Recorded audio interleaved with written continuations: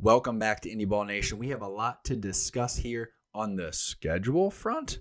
Other than that, it's been pretty slow, but I guess our main story is probably going to be Atlantic League scheduling, and I don't think that deserves necessarily to be a main story.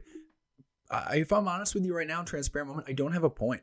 I don't know. It's just I don't know what to make of it. I have guesses of what the oddities of Atlantic League schedules might mean, but it's something that I have been sitting on a little bit now, and I just think we should talk about, even though it's going to end. I'm going to tell you, skip to the end. It's going to sound the same. I don't know what to make of it, but I'm bringing it to y'all as the strange people of Indie Ball Nation who are probably in the same strange things that I am, because that is why we're here in Indie Ball Nation, to talk about weird things like the intricacies of Indie Ball scheduling. Isn't it thrilling? Hold on to your hats.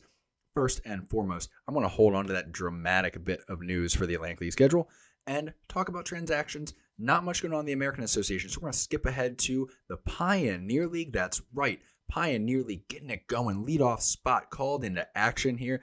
They don't have a ton to report either, but they do have two signings from Boise. One, Matthew Sox, already out of the Pac-12, who posted a 5.51 ERA with Utah in 2022.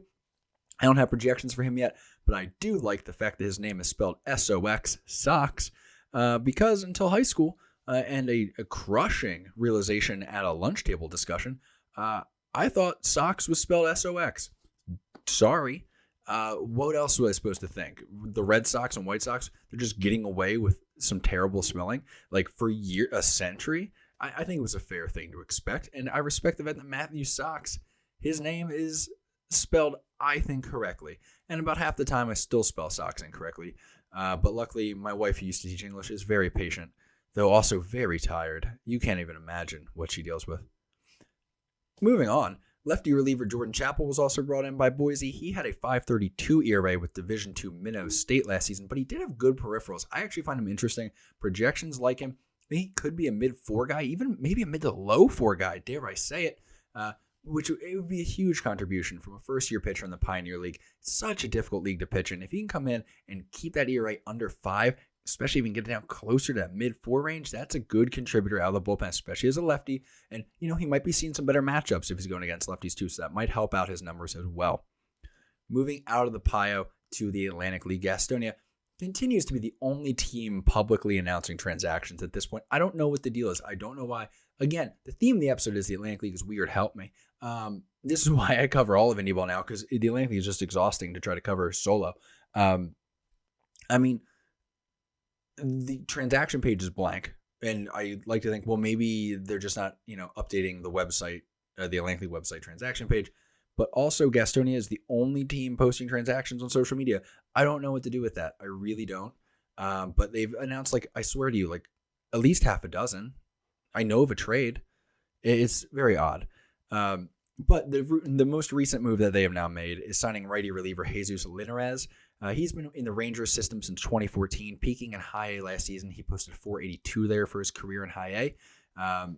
Projections have Linares as a mid to high 4 ERA arm out of the Gastonia pen. That would not be a bad result for him, especially because he has been sort of backtracking over the last few seasons when it comes to his results. So if he can keep that ERA again under 5, that would be big for him if he can really solidify his spot in even mid-leverage situations for Gastonia. I think he could be a key addition. He's also a guy where if he comes into camp, he gets some good work in the offseason. He shows up with, some good movement, some good spin, maybe some velo that wasn't quite seen before. Has a good outing or two. He could also be out of Gastonia back into affiliated ball within a week. We see that every year, it seems. He's a candidate for that, I'm sure. I will caution his low-end projections do dip down toward the mid-5 ERA situation, which is not going to get it done for a team that is going to need some good bullpen innings this year. Just need it. We've learned that. You need it to survive in the Atlantic League. You're going to want a good pen. Finally, into the Frontier League. It's also a slow weekend in the Frontier. The Evansville Otters released righty Vinny Santoriero. He had a very minor role with the team over the past 2 seasons. Might pop back in. I wouldn't be surprised if they are in a pinch. But yeah, I would. That's that.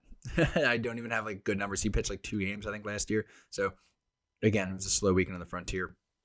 Now, Quebec did make a signing. They brought in Abdiel Saldana. He hasn't pitched much since 2019 when he was in the Astros system. Projections do like him. And it's fascinating to me. The projections, again, I'm the one in the background. I'm the one who like sets up the projection system and keys it in and all that. The projection system does not like guys who have not pitched in a couple years. Projections like them. I don't know. I'm fascinated. I think, we don't know what he even has. He didn't look like he was at his best in 2019. But if he comes in and brings the stuff he can possibly have, he could have a very good year. He could also be a disaster and he could get bounced really quick. I don't know. Maybe it's because Quebec signed him. Maybe it's because I have faith in the projection model. I'm going to bet he does fine.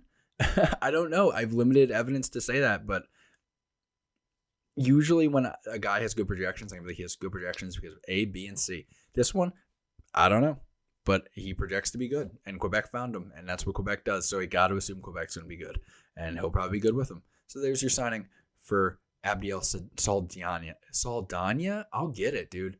This whole show is just going to devolve into me saying names and struggling. You know it.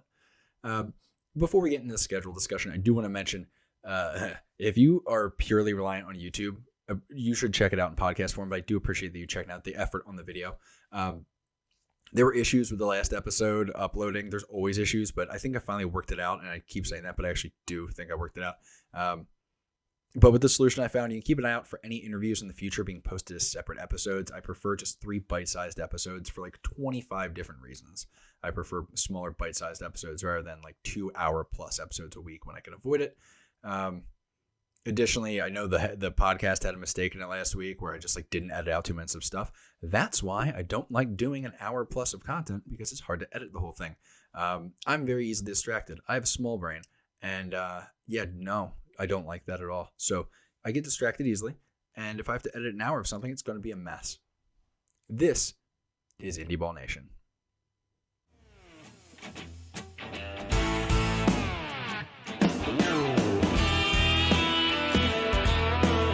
Listen up, y'all. Yeah, I felt like that was probably the right way to just segue into the Indie Ball Nation intro there. Now to our main topic, which is the Atlantic League schedule. I'm going to try to not take too much time obsessing over this because I know there's no point. I'm telling you right now, there's no point to what I'm telling you. I just want to talk about it. So here we are. Every league has scheduling oddities. I know it. The Pioneer League, you don't even play every team if you're one like on the far ends of that league. It's just too much travel. I think they should be able to play every team. I think it's kind of BS they don't, but they don't. It is what it is. There's always going to be the unevenness of, a weird number of games where you got to play, you'll play one division opponent more than the others. All right, sure. Hopefully it's like a local rivalry thing you can build up, whatever. But boy, it is beyond that what we have going on in the Atlantic League right now. Now, I will say before I jump into this that I was not actually able to deep dive the schedule this year. I usually do, but expanding the coverage to all of Indy Ball is exhausting. So it was actually through a sort of chance conversation and someone who reached out on Twitter, a guy named Ed Kotz, I want to say, is the pronunciation last name, and I apologize if I butchered that, but he brought up that he, out of just pure interest, he didn't even want to label why I did it, made a breakdown of the Atlantic League schedule, and it's very good and very useful, and it pointed out something to me, which is it's a mess. It's a complete mess, and we should talk about it. So it's beyond just the things that we said, the oddities that schedules have. We're looking at matchups that do or don't have a lot of games within them. And some of them make sense. York and Lancaster play 21 times. Cool. You're right next to each other. You have a rivalry that's been established over the course of over a decade. That's good. However, of those 21 games, only 6 of them are in Lancaster, and all of them are in April. I don't understand. Both teams, it's not like they're taking a long bus trip to each other. Both teams are in their own town, and then when they play each other, they take a bus over, play the game, and then they go back to where they live. So you at any time when both teams are in town together could just play in Lancaster. I'm sure Lancaster is scrambling for reasons because if you don't know, Frederick doesn't have an even number of home and away games because of their stadium is being used by the Keys, and they basically had dibs. But you gotta. So I'm assuming it's to even out the total number of home and away games for teams as best as possible. But still, I don't know. There's a lot of that. There's a lot of I get it, but also really. Continuing, I mean, there's some really obvious ones. There's a lot of these examples where York only plays Gastonia 3 times. Gastonia never goes to York. Weird. I'm not going to go into all the instances of weird home and away game splits because follow me here. There are 45 different combinations of teams that can play each other in the Atlantic League. Only 6 of them have the same number of home and away games divided between the teams. So again, take out Frederick completely. That leaves you with 36 matchups, and still only 6 of them have an even number of home and away games. I don't know how you even end up with a schedule like that. I got theories. My theories say maybe they had the schedule basically built out, and then they realized Frederick had these weird scheduling issues, so they had to build around it, and there were ripple effects, and they just didn't fix the ripple effects. They just fixed the main thing, but that's so weird. I don't know. Again, I don't know. I don't have a point. I'm just telling you this is some of the weirdest stuff I've seen on any baseball schedule outside of like the little leagues where you just throw together whoever's available. Like here's one again. Neither High Point nor Southern Maryland go to Lancaster. I can wrap my brain around High Point not going to Lancaster, different divisions. But Southern Maryland and Lancaster are like, they were just in the North Division Championship. They are very likely going to be battling for division crown. All 9 of the games that Lancaster and Southern Maryland play are in Southern Maryland this year. How? How do we do that? Long Island. Now, this is where it starts to get weird. You can put your little tinfoil hat on, which we'll do a whole episode of Conspiracy Indy Ball, I promise. Long Island doesn't travel to Charleston. Long Island doesn't travel to Gastonia. Long Island doesn't travel to Lexington. What? What?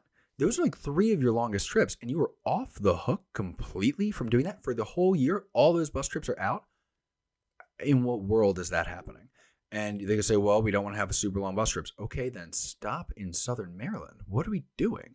Well, stop in Charleston. Stop. If you're going to Charleston, stop in Lancaster, play a series, go to Charleston.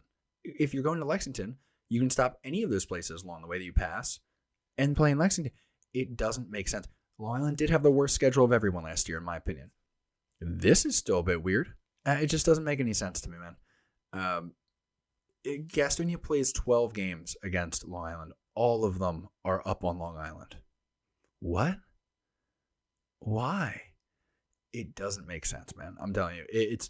And the annoyance is, if we want to bring it full circle, I'll say this. Here's the point I'll give it. When there is no communication with the league, like as I mentioned previously with the transactions, there's no communication. It makes you wonder if there's a reason. I like to think it's just the way things worked out and everyone did their best, but it makes you wonder if something is off when there's no communication. Because I talked to 4 different front offices on the baseball operations side.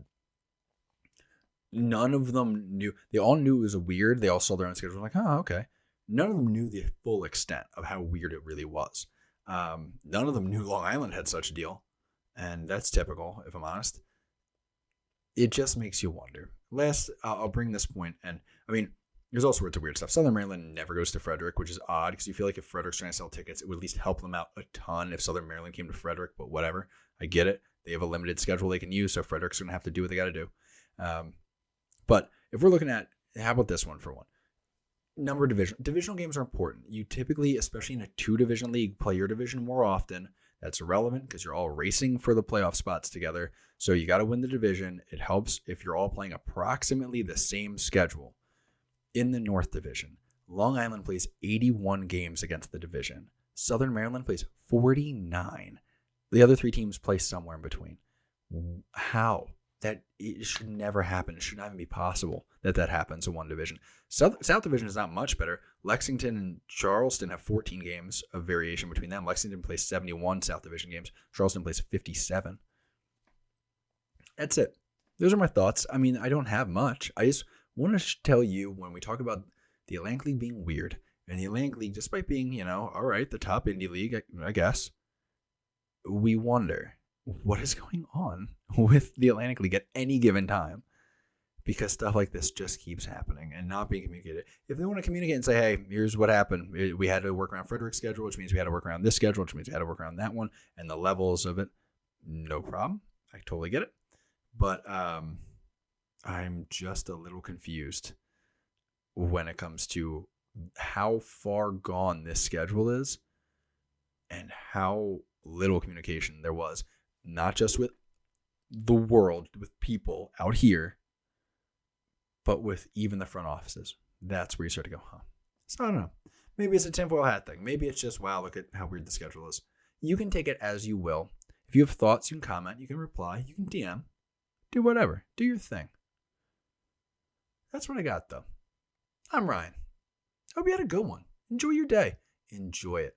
Enjoy the fact that you don't have to drive Long Island to Lexington. Unless you do, in which case, I mean, I hope I wasted some of your time.